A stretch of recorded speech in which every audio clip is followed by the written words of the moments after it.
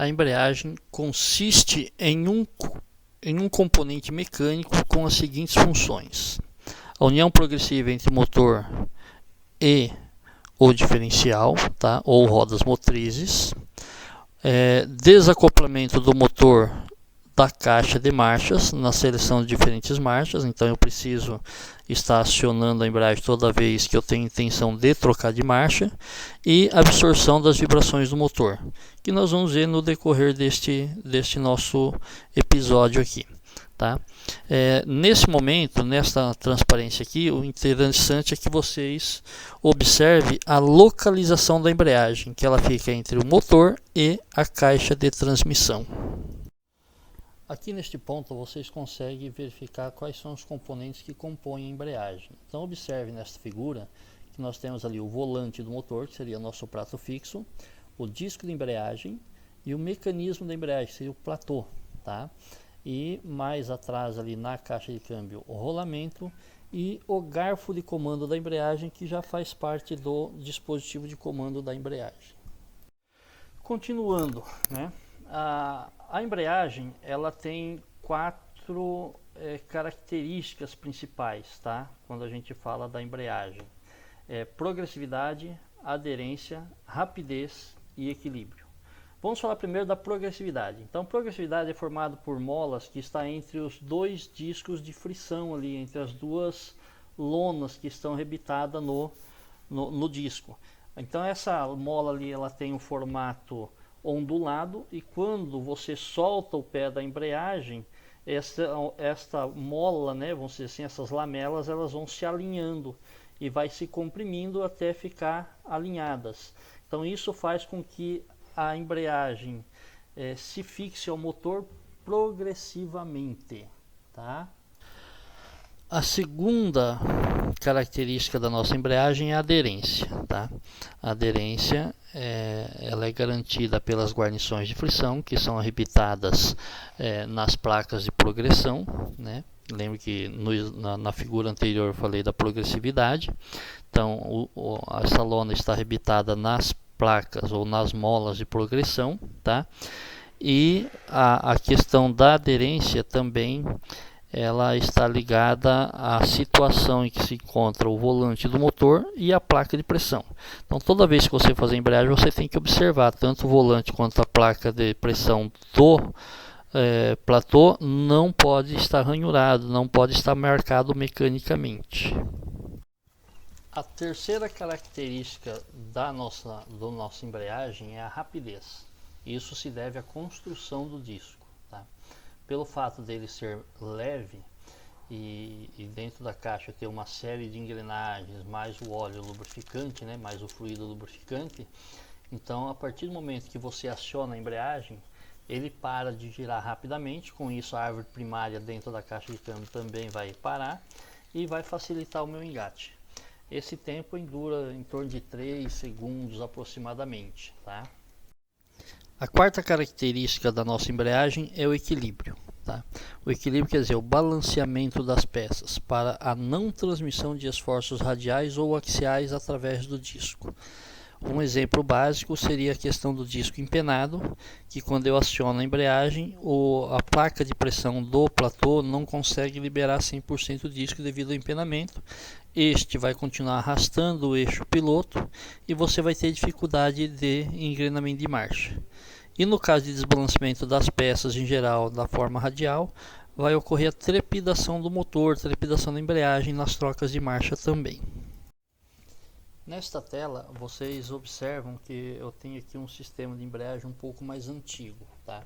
Então como é que é esse sistema? Ele tem ali um garfo para acionamento, né, a alavanca da embreagem chamado, o rolamento, e o que provoca a pressão, ou que proporciona a pressão do disco, né, que está entre a placa de pressão e o disco ali, são molas helicoidais. Então são sistemas mais antigos, hoje não é mais utilizado, mas está aí só para caráter de conhecimento de vocês. Esta figura você pode observar que é quase igual à figura anterior. O que muda? O tipo da mola. Então aqui nós temos uma mola Beneville, conhecida pelos mecânicos como mola diafragma, tá? nada mais é do que um disco de aço em formato cônico que produz a pressão, né, sobre a placa de pressão, que vai pressionar o disco contra o volante do motor.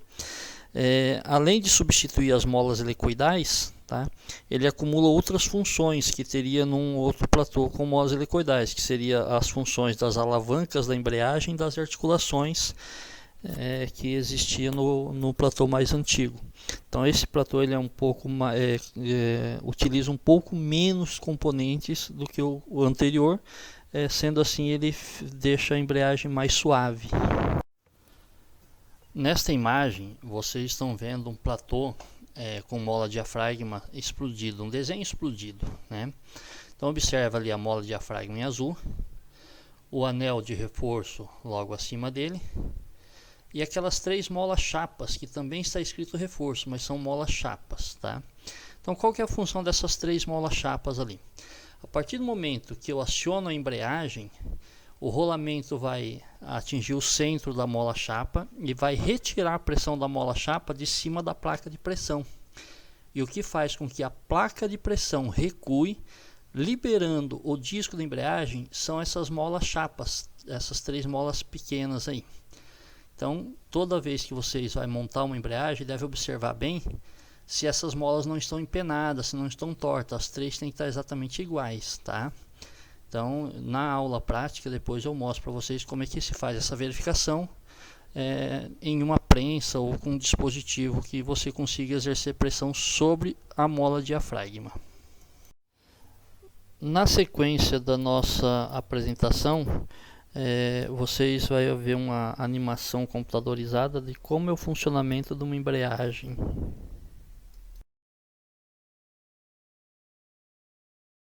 Quando o veículo está parado e acionamos a embreagem, um mecanismo empurra o rolamento contra a membrana do platô, descomprimindo o disco de embreagem, parando a transmissão e deixando-a livre para o engrenamento de uma marcha.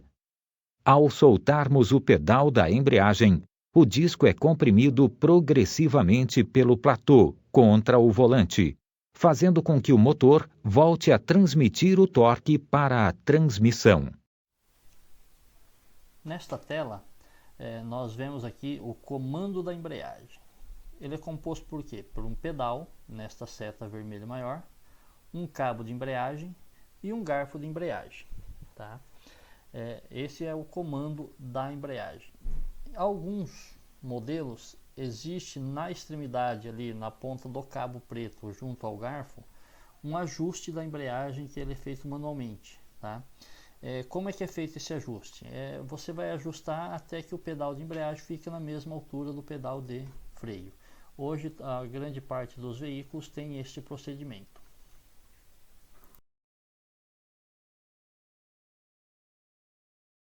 Em função de vários acionamentos da embreagem, o disco sofre desgaste pela fricção de suas superfícies. Observe que, conforme o disco vai se desgastando, a membrana do platô é direcionada ao sentido contrário do rolamento. Este efeito é percebido pelo aumento da altura do pedal da embreagem, que é alterado em função do seu desgaste. Nesta tela, nós temos 2 situações, tá? Nos 2 casos, o comando é hidráulico, onde eu tenho o pedal de embreagem, um cilindro mestre, um conduinte, né, um flexível, e um cilindro auxiliar. No caso do lado da tela do lado esquerdo, né, nós temos um sistema onde o rolamento e o cilindro auxiliar formam uma mesma peça, também chamada de mancal da embreagem. Tá? No segundo caso, observem que eu tenho um cilindro auxiliar colocado do lado externo da caixa de câmbio, né, ou da caixa seca da embreagem, acionando o garfo de embreagem que vai acionar o rolamento internamente. Neste segundo caso, é muito mais fácil de se fazer uma reparação no caso de problemas no sistema hidráulico, enquanto que no primeiro caso, se ocorrer um vazamento no rolamento, há necessidade de remoção da transmissão para efetuar o reparo, né?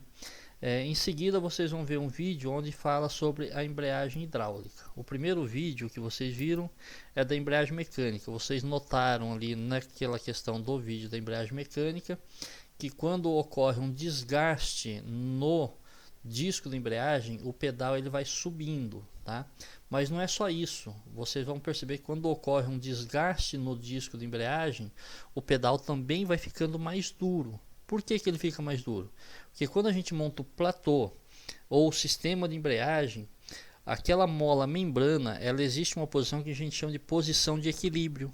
E com o desgaste do disco de embreagem, esta posição de equilíbrio deixa de existir. Tá, ok? E a embreagem por si então fica mais pesada. Por que fica mais pesada? Porque no início, quando você começa o acionamento, você está levando as alavancas da mola diafragma para o ponto de equilíbrio. A partir do momento em que chegar no ponto de equilíbrio, a embreagem vai começar a ficar mais macia. Os veículos equipados com sistema de embreagem hidráulica possuem os seguintes componentes: reservatório de fluido, cilindro mestre, tubulação e cilindro auxiliar. Ao acionarmos o pedal de embreagem, uma pressão hidráulica é criada no cilindro mestre e transmitida pela tubulação até o cilindro auxiliar. O cilindro auxiliar empurrará o rolamento de embreagem contra a membrana do platô, que funcionará como uma embreagem convencional. Ao desaplicarmos a embreagem, a membrana empurra o cilindro auxiliar, que pressionará o óleo para o retorno ao reservatório. Observe que a altura do pedal não se modifica com o desgaste do disco de embreagem, pois o cilindro auxiliar recua o rolamento proporcionalmente ao desgaste do disco de embreagem e é percebido pelo aumento no nível de fluido do reservatório do sistema. É isso aí, galera. Então vocês viram neste último vídeo aqui o sistema comandado hidraulicamente. Quando ocorre um desgaste no disco de embreagem, o líquido no reservatório aumenta. Só um cuidado, que às vezes a gente não percebe isso pelo seguinte: na maioria dos casos o reservatório de fluido da embreagem hidráulica é compartilhado com o freio, e como ocorre desgaste das pastilhas de freio, isso pode não nos dar essa certeza de que realmente o disco está gasto. Mas tanto no sistema a cabo quanto no sistema hidráulico, a embreagem vai ficar mais pesada quando ocorreu esse desgaste, tá? No mais, bom estudo para vocês.